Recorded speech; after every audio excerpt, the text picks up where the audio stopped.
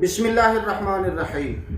اعلیٰ حضرت عظیم المرتبت مجدد دین و ملت پروانہ شمع رسالت محکمہ غیرت کے امیر الشاہ امام احمد رضا خان فاضل بریلوی رحمۃ اللہ تعالی علیہ، آپ 10 شوال المکرم سن 1272 ہجری بمطابق 14 جون سن 1856 عیسوی کو ہندوستان کے شہر بریلی میں آپ پیدا ہوئے۔ آپ کا ابتدائی نام محمد رکھا گیا اور بعض حضرات نے مختار بھی ذکر کیا ہے، لیکن آپ کے دادا نے آپ کو احمد رضا کہہ کر پکارا تو اسی نام سے آپ مشہور ہو گئے۔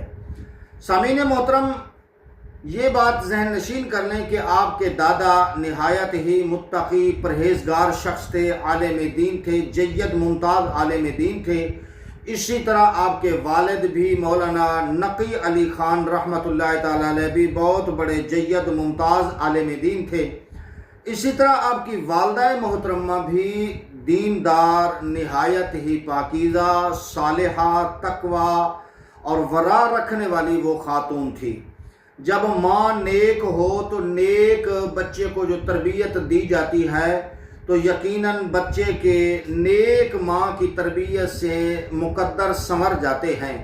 تو یہ ماں تھی جس نے اپنی نیک سیرت اور اپنے تقوی صالحہ نیک خاتون تھی، اس نے اپنے بچے کی پرورش ایسے طریقے سے کی کہ یہ بچہ آنے والا کل کو امام اہل سنت کا لقب جن کو ملا، مجدد دین جن کو لقب ملا، اور جناب والا اور بھی بہت سارے القابات آپ کو ملے، یہ ماں کی تربیت کا اثر تھا کہ ماں نے ایسے سانچے میں ڈھالا کہ وہ بچہ صرف علم دین کو پڑھنے اور پڑھانے والے ہی راستے پر چلا۔